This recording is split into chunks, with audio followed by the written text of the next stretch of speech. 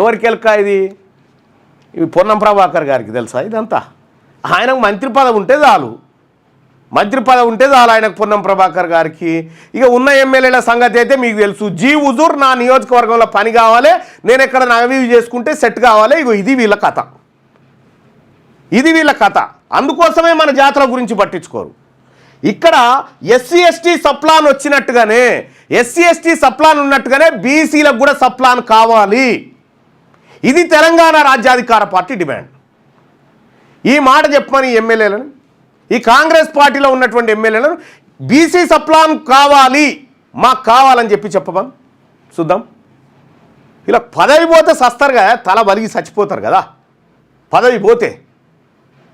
మరి బీసీలు గెలిపించిన బీసీలు ఎటు పోవాలి? వీళ్ళ బతుకులు ఏం కావాలి? వీళ్ళకంటే గొప్పదా మన పదవులు? వీళ్ళకంటే చాలా ఉన్నతమైనయా మన పదవులు? ఓ చిన్న పదవి వారంగానే తడదడ ఉరికి అందుకుంటారు వీళ్ళు.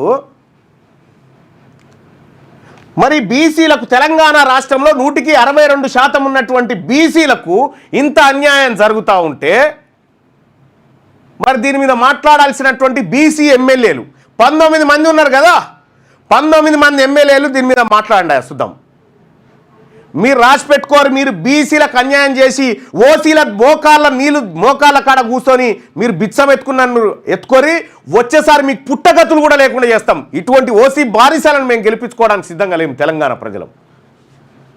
మన జాతుల గురించి మాట్లాడకుండా కనీసం 42% రిజర్వేషన్ విషయంలో ఎవరికన్నా పట్టింపు ఉందా? ఏ నాయకు? కేవలం పాలాభిషేకాల బ్యాచ్ మీరంతా తాబేదారులు.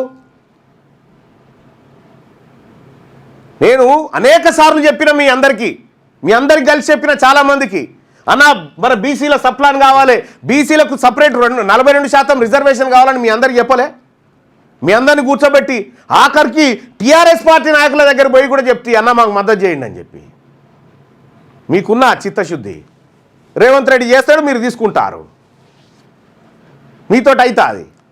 ఈ 19 మంది బీసీలు పక్క జరిగితే కూలుతుంది ప్రభుత్వం.